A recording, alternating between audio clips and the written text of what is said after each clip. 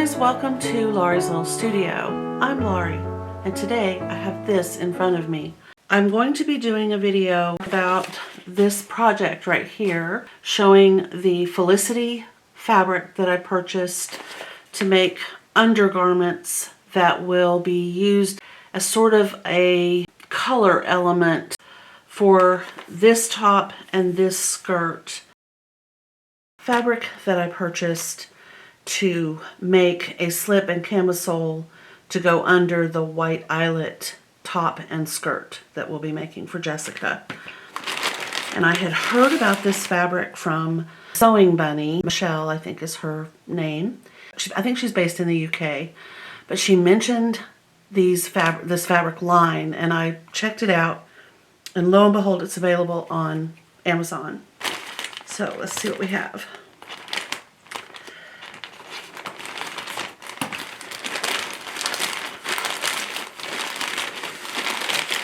Isn't that pretty? Oh my goodness. I love it. So this is a line of fabrics by Felicity Fabrics. So I was like, okay, must give it a try. Ooh. Well, I wouldn't compare it to Tana, but it is quite lovely. Oh yes, it's very nice. Let's see what the drape is like. Oh, I think it's going to be very nice. It's not as light as the Eyelet is, but it is quite lightweight. It'll be great for summer. There's the run number. Looks like it's 600048, and it's made in Korea. And there's the colorway. I have no idea if this is showing up on camera. However, I do like this fabric. It feels, I wonder, I think maybe if you washed it, it definitely would remove the starch that they use when they're weaving. But in any case, I will trim the raw edges with my pinking shears and give it a good wash. And probably before I wash it, I'll let Jessica take a look at it. But I want you to see what it looks like under the eyelet. So let me go grab that real quick. So here's that lovely eyelet, and we'll do kind of a close-up. There it is. Now this is a single layer of the eyelet, which is so sheer. It's very, very sheer. And under the eyelet, yes, I think it's very pretty. You just kind of get a little bit of the violet and the little tiny print, which I think I would call this a ditzy. But oh, that's going to be so pretty. These are the two that we will be making. This long version of the Berta style number 6340 skirt, and the McCall's M7900 long sleeve version of this top. So that's what we'll be working with, this top, this skirt. However, I am going to make this skirt out of the Felicity fabric. This is not in the pattern, but I'm going to try to copy this just looking at it visually, because I think it will work well under this neckline. So that's what we're going to be doing. Okay, back to painting. I'm back with another box. So this one, I think I know what project this goes to, which is perfect because it was the next project in line. But I want to pick up some of the items that are just kind of hanging out, like my paintbrushes. I'm have a painting I want to do in my head, so I haven't really been putting these away, just kind of hoping for a day that wasn't rainy and that I wasn't doing something else. But today is rainy, and this past weekend, which was Saturday and then Easter Sunday, I was very busy, so I didn't get a chance, you know, to do the painting. Look at those nails that I got. My nails look so bad right now. My skin is insanely dry. For the amount of rain we've been getting, I'll tell you what, it's a very common problem for me though. Alright, so I'm going to use my package opening paper cutting scissors to get this open. And, oh yeah, I started to open it and then I was like, oh wait a minute, we're gonna do that together. Oh goodness.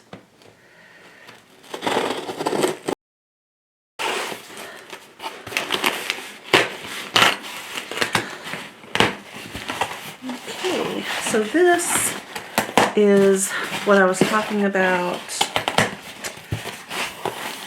in a previous video.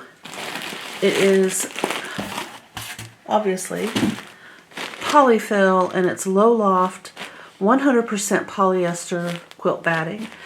It's very inexpensive for the most part. Even if you don't purchase items on Amazon, if you are limited, don't have a credit card, you have to go into a store to purchase it, I still think that it is the best option if you are really trying to conserve, and if it's something that you think you will keep, you know, you'll have it, you'll use it, I would recommend using it. I don't typically recommend a product made from polyester, but in this case I do understand that sometimes the option to go with Warm and Natural or this is kind of already made for you based on price. So this is my recommendation. I am not sponsored by Poly-Fil. I am not in any way affiliated with the company that has anything to do with Poly-Fil. Fairfield, unconditionally guaranteed. I don't have anything, you know, to do with them, other than I feel like if you need a batting and you really want to use an actual batting rather than another piece of fabric to make a quilt or anything else, this is a good option. And I will post the link where I did buy this on Amazon, and I'm gonna say it was under $5. It's the crib size, which is, I think, okay, so it's right here, it says 45 inches by 60 inches. That's a lot. That is a lot of batting for under $5. The same amount of Warm and Natural.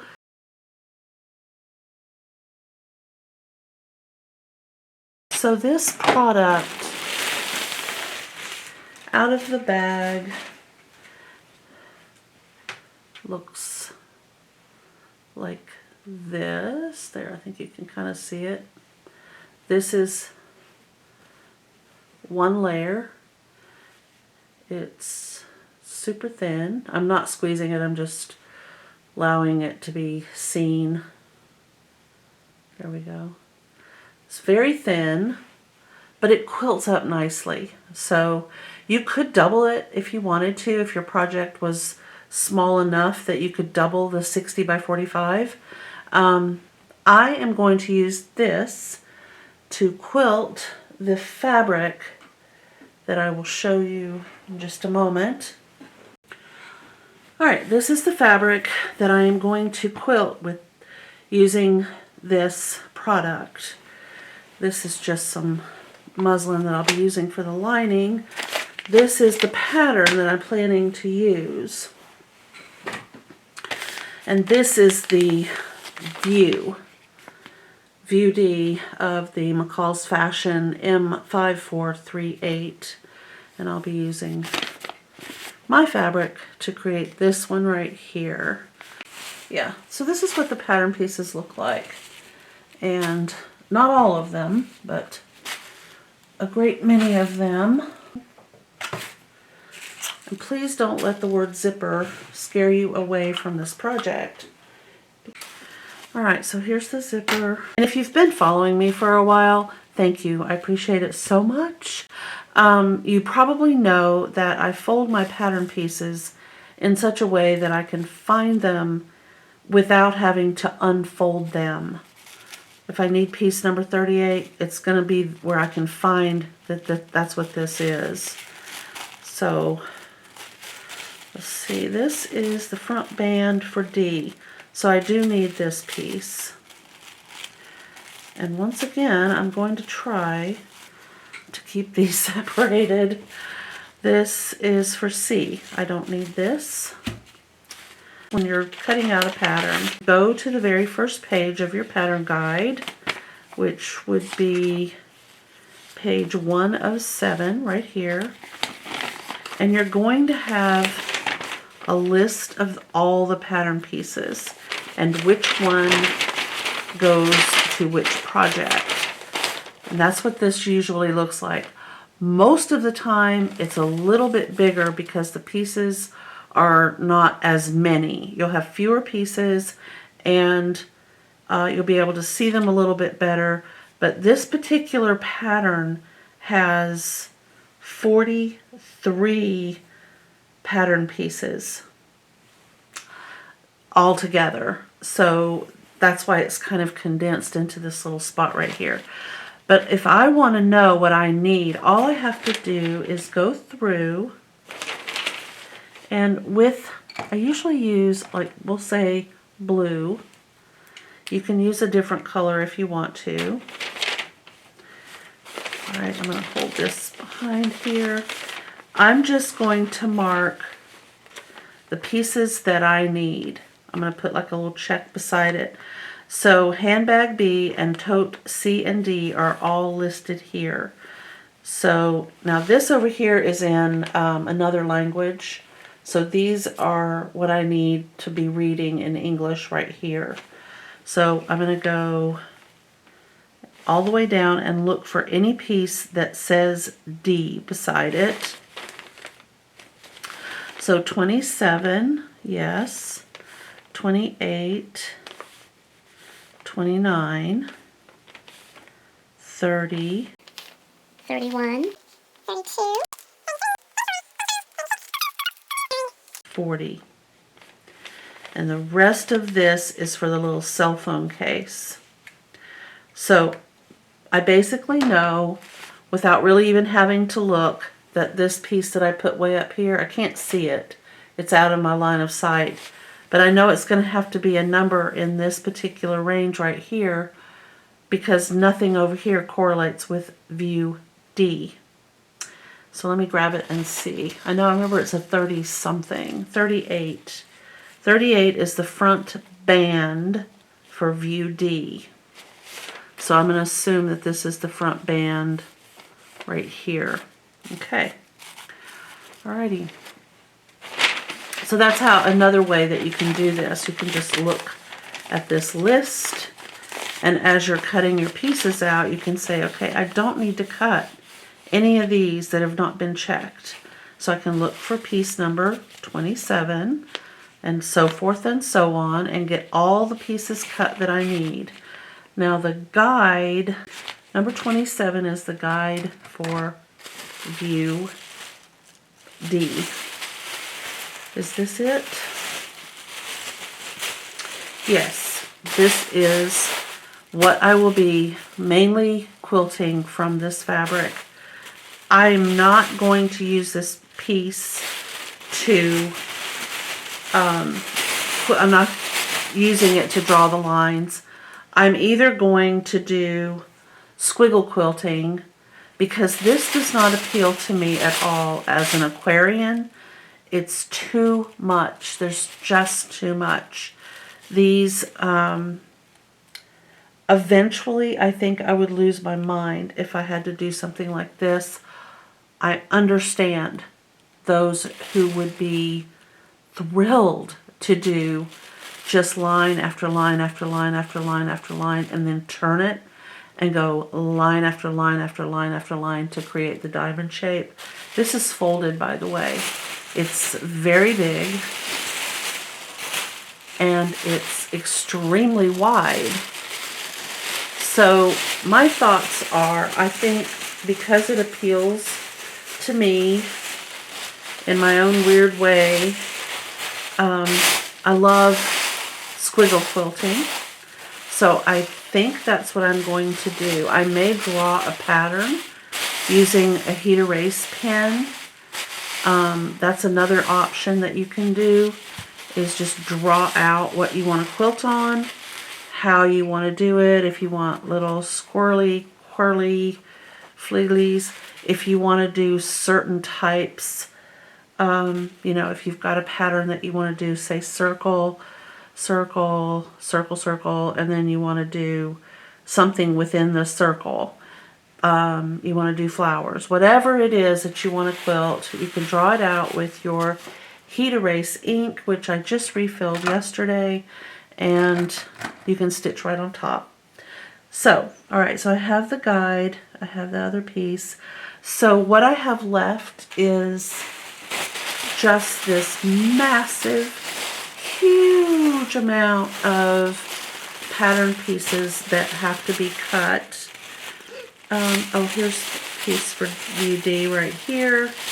I mean, it's just massive, so I'm not going to do this and record it. I'll do it off camera, and then when I come back, the pieces will all be cut and they will be ironed, and then I will be quilting up my fabric. I need to see what I have in relation to what I need as far as quilted versus unquilted fabric.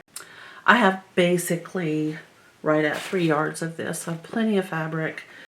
Before I can do anything, I need to go ahead and cut out the rest of these pattern pieces, and then I will show you how I plan to quilt this. I need to come up with a design. Before I continue with cutting out the pattern, I wanted to show you guys what I was talking about as far as pattern pieces go. So here's one of the big huge pieces of tissue paper printed with various pattern pieces. So for example, over here I have piece 26. I don't need piece 26. Starting with number 27. So I don't need this piece. And I know that I don't need 10 or 14 or 21 or 9 or 18 or 12, but I do need piece number 31, 33, which is over here, 36, 35. And the reason I know that is because on my little printed guide, everything goes from piece 27 all the way down to piece 40. So these are the only pieces that I need to be cutting out. That way I know I don't have to worry, I don't have to think, do I need piece 18? And then look for what it is and what the piece is for. I can just check off here, see what I need, and then cut out the appropriate pieces. Okay.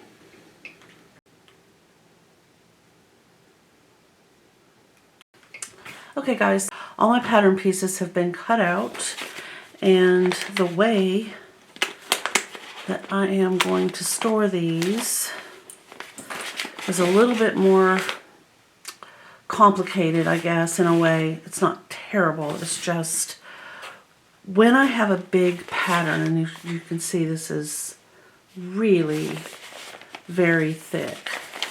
There's a lot of pieces and parts in here. I tape all over this flap with Scotch tape. I did that yesterday, and I was doing it while I was talking to my sister on the phone, so I wasn't recording, but I do have a couple spots that I can just kind of shore up a little bit. But this whole thing has got Scotch tape on it. And over the fold as well, because I don't want this to tear or get weak and kind of fall apart. So I'm going to do a little bit more on each of these little corners right here. And I just take a piece of tape and I'm trying to keep it away from this little part right here. And I'll just fold that over. And over on the other side, same thing. And keep it away from this little triangle right here. Just kind of fold it over.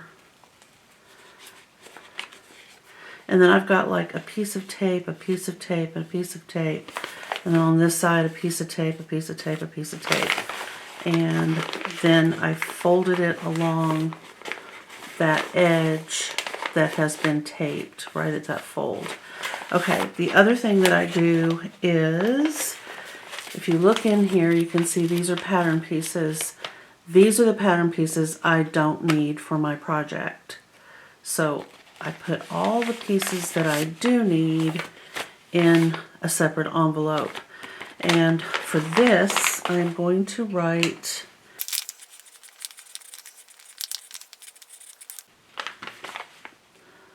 so that's what I've got in there. I did use tape to cover up the gummed edge, because if this gets wet, it could potentially stick to one of my pattern pieces and then tear it, and I didn't want that to happen. But to close it, I just took a little bit of this double-sided tape. I put a little dot right there and do that. It might not hold, and that happened to me a couple times yesterday, so you might have to get a little bit more aggressive. And then it's just enough to hold it together while I put it back in the envelope, because I might have to just open it up again.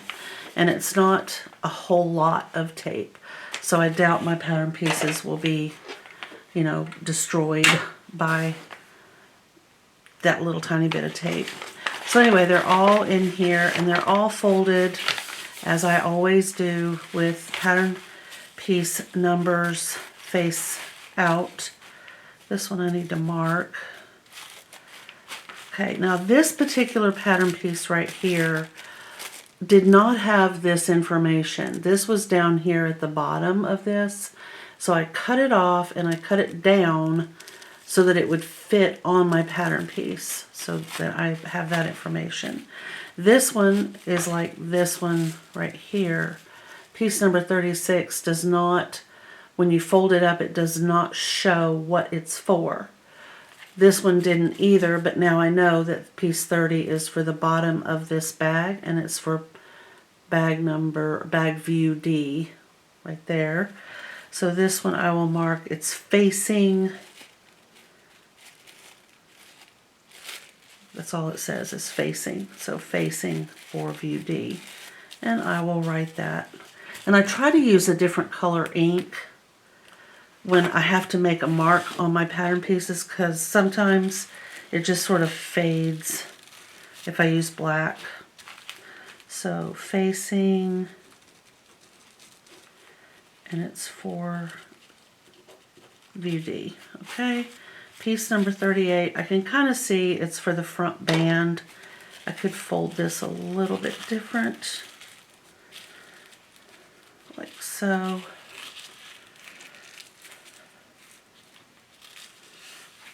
There we go. And then I can see it's for the front band. But I like to be able to just, if I take them out and they look like this, all I have to do is this, and I know, ah, okay, this is for this view that I'm working on right now. Right, and this is for the front and back lining. What the heck? Oh. Upper front D, I already took care of that. Side, top, back, and front pocket. And of course this piece right here is for the quilted piece. So I'm going to press this. I know I need to make sure that I have enough, which I do have enough fabric. But this is how much I have to quilt. This is how much of the fabric that I currently have that I have to quilt. So this one will get pressed, and I'm just going to use it to cut this piece out. It tells me on here that I need to cut one of the fabric, one of the interfacing, one of the batting. Okay, so that's my guide, and it is my pattern piece. And I mentioned yesterday, so it's probably a repeat for you guys within a matter of minutes, that I'm not going to use this grid. I'm going to draw my own design and quilt my own design rather than following this. I'm also going to see if using my walking foot on my Bernina 1080 is going to help me. It may not. I may end up having to make some changes with a different foot. But we'll talk about that when we get to that point. And right now I want to look at my thread. I realized I have this perfect shade of lavender that would be really pretty, but it's cotton. This is 100% cotton thread, which I don't mind using, but if I'm going to have cotton in the needle, then I also have to have cotton in the bobbin, and this is polyester. So I'm going to take the threads I think I have. I'm going to take these all and see what I have.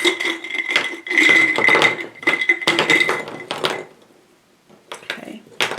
Now here's the fun thing. My fabric is, by the way, drying over here. I've got it coated, absolutely coated in starch before I press it. And I want it to dry before I start, because I will be using steam. So it's kind of wet right now. But I don't have to use this polyester thread because, as you can see, I have like an open palette here. Let's get you a little bit closer.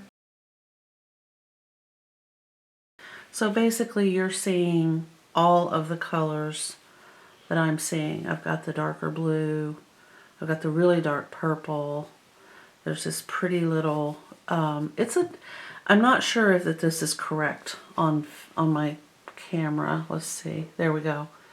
That's a little bit too light. That's where it should be, right there. Kind of a turquoise, and then an orange and a yellow, and a different shade of blue, different shade of yellow, different shade of orange, plus white. There is just a whole plethora. So all I have to do is look for the white bobbin, or I mean the white spool, and it will be polyester. So if it's a white spool, it's polyester. If it's sort of a cafe au lait, it will be a cotton. So I don't want cotton in my needle and polyester in my bobbin. I also don't want to put expensive cotton, these are tiny little spools, in my bobbin for this huge project, which is why I have this big giant spool of white. So I'm going to take care of that problem by putting all of these cotton spools back in the jar.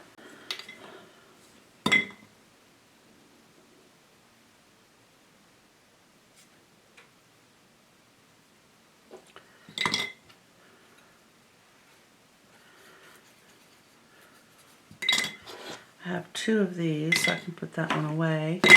All right, I'm going to grab another jar of thread.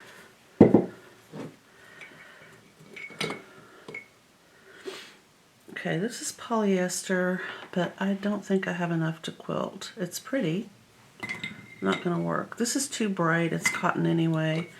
Now here's a good color. There might be enough of that. This is cotton. Here's another cotton. Here's a polyester.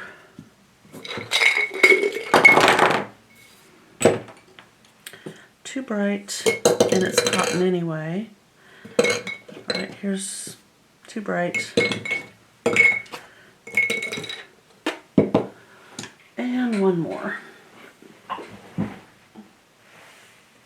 I think I'm going to go with this. My inclination in all things is always this color combo right here. I mean, they're basically my almost branded colors. I think in this particular case, I have to go with the yellow. I think it just looks perfect to me. So I will put these colors away. We're going to go with these. I'm still waiting on this fabric to dry. It is just drenched. I used almost an entire can of Faultless heavy spray starch. It's folded over on itself, so it's gonna. This is almost dry, but there's spots where it's just soaking wet. But that's the way I like to prepare my fabric for projects like this that require a stable fabric, and it just has to dry. So I'm going to set it over there, and while that's drying, we are going to look for walking foot. So here it is. Sometimes I think I know where things are, and then they're not there at all. They're somewhere else, completely different. So this is the one that I purchased for my Bernina George several years ago, like over 20 years ago actually. I'm sorry, I'm getting the camera set up. So this is what it looks like in the box. It's like I said, this box is 20 something years old, and I just keep it in here because I know it's safe. I don't want it kind of, you know, banging around out in the wild, so to speak. But basically what a walking foot is a set of feed dogs on a foot. That's really all it is. So the feed dogs on the sewing machine will pull the fabric from this side, you know, the bottom side, and these will pull the fabric from the top. That's basically all it is. And it makes quilting a little bit easier. So all we really have to do is look at this picture right here. It has this walking foot right here, and this piece right here goes into the back right there, and it holds this and this in place, however we want to put this on. I'm sorry, as I've said many times, Mukilteo is a very noisy city. What I'm going to do next is get George situated, see if I can set up my camera so that you guys can see me putting this walking foot on at a better angle. So let's go ahead, and I'll be back in just a minute. So we're going to remove this foot.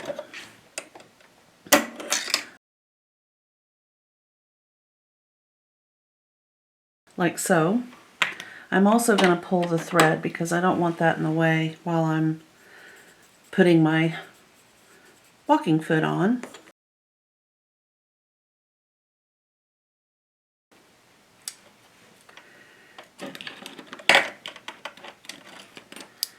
Okay. While I have it at this stage, as you all know, I like to go ahead and clear the lint, which is really bad right now. But it's always bad when I sew, and I sew every day. So we're just going to go like this and this and this, and look at all that. Isn't that gross? That is so disgusting.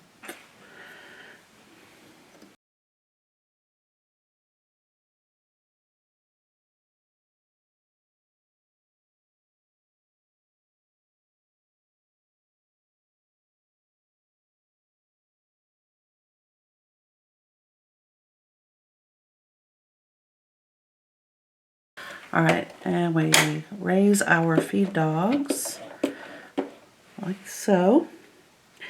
Okay, so the next step is this piece right here will fit on this piece of the sewing machine right here. This piece right here goes over the little pin where you tighten the needle in.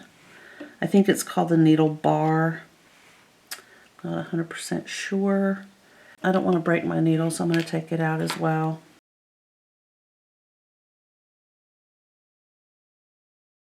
Take 34 billion. All right, so we're going to have to make sure, there. Make sure that the screw on your needle clamp is open out a little bit.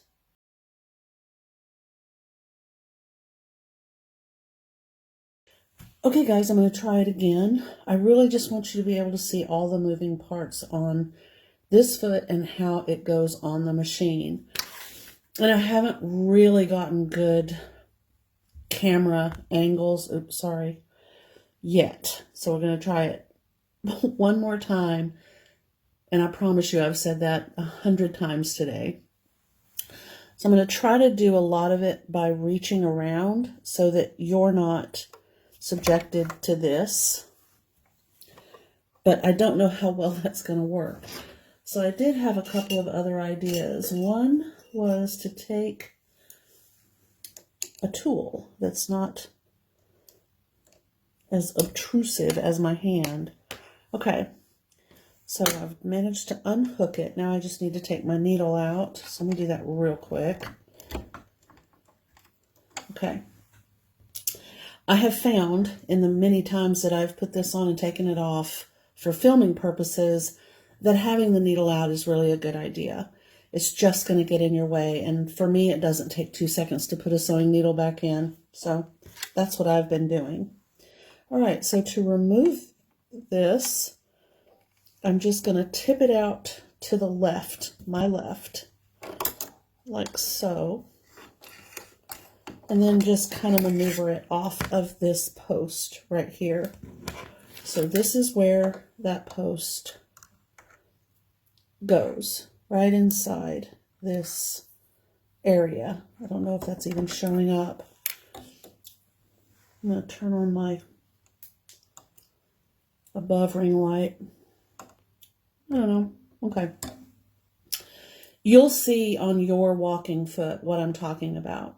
It is a open space for this to fit into.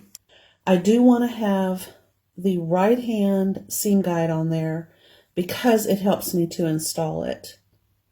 It's not necessarily required for sewing in my case, but in order to hold on to the foot, this makes a great handle. All right, the instructions in my booklet that came with how to use the walking foot, it tells me to angle it out to the left, not to the right, but to the left.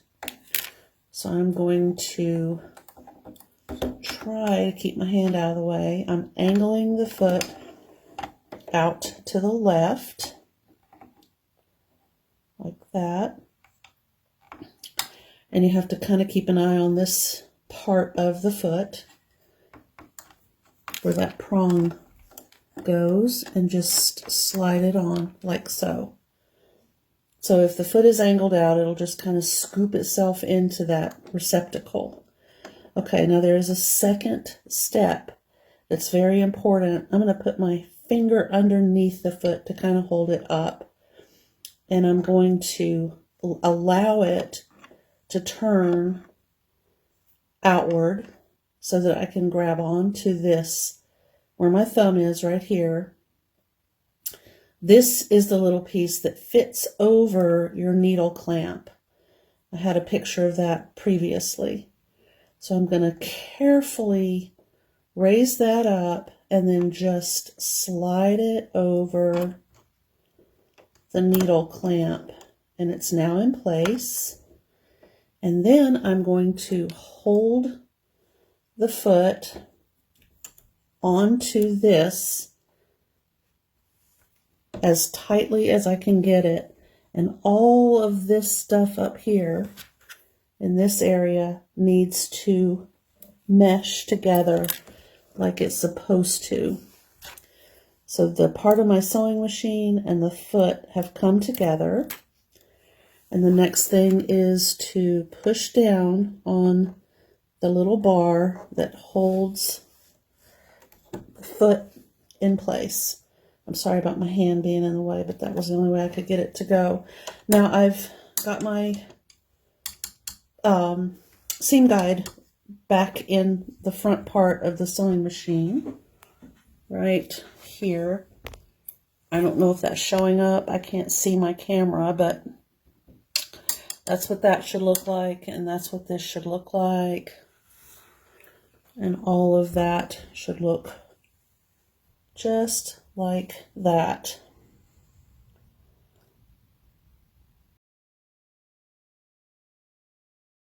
I hope you're able to see everything. Okay, so now we're all threaded. We're ready to go. Okay, and if you're not familiar with Gutermann and some of the other threads, if you've never seen one before, the little bottom section will twist open, and that's where you're going to find your starting piece of thread, right down there. Just remember, it just twists, and then you can just twist it back after you've removed the little piece of thread. But if you take it off of the sewing machine, or you're done using this thread, then you can just wind it up and pop it back in there, and it will keep your thread end from coming unwound and driving you crazy. And then it's time to use it again. You just untwist it and pull it out, twist it back, and then pop it on the sewing machine and thread your machine. And we're all set, ready to go. I'll just use these gridded lines that I can see. So there.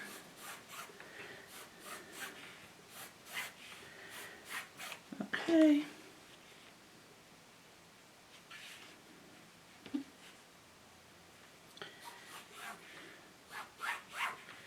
They're not going to be straight, but there we go. I have like a window pane.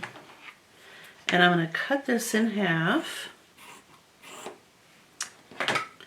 And I'm going to match this up, wrong sides together, like so, and stitch. Now what happens right here is the walking foot will pull the fabric through to the back of the machine just like the feed dogs do. So there's even pressure on the top of the fabric and the bottom.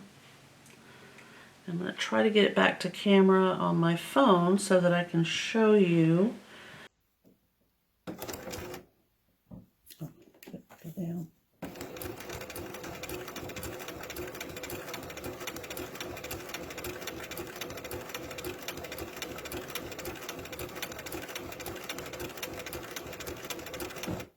I'm going to try to hold this up. You've been watching this. Now maybe you can see it when it moves. Let's see.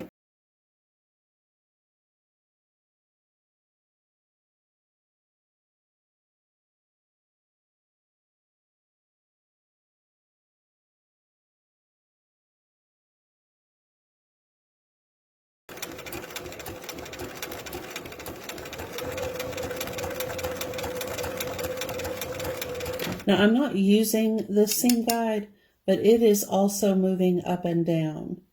So it helps kind of keep you going in the right direction. If I had it moved over where I needed it, I could definitely keep my fabric straight. But I'm not holding my fabric because I'm trying to keep my hands out of the way. Okay.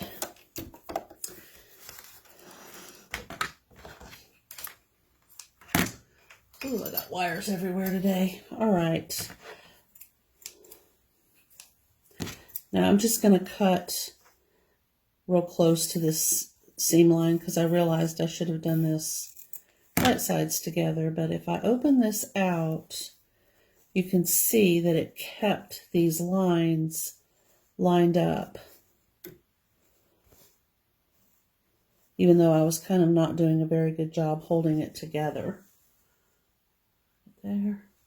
And that's the whole purpose. If you're sewing a plaid and you've got your plaids matched and you're sewing it right sides together and you want those plaids to be perfectly matched up when you open up that seam, this is the foot that you need to use. All right, guys, I'm going to go ahead and get my fabric set up.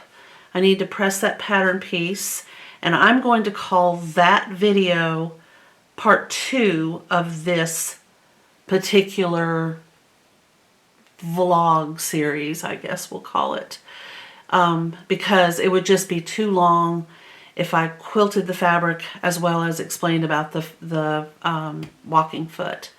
Additionally, I have a couple other little pieces that I wanted to add to this video. They really have nothing to do with this except I'm talking about stuff. So we'll see how that goes. Okay guys, so I'm going to go ahead and end it here. Thank you so much for watching. If you found this video to be helpful or inspiring, please give it a thumbs up. And if you haven't subscribed, please consider doing so. If you hit the little bell, it will tell you when I have another video available to watch. Part 2 will be coming right on the heels of this video. I'll see you in the next one.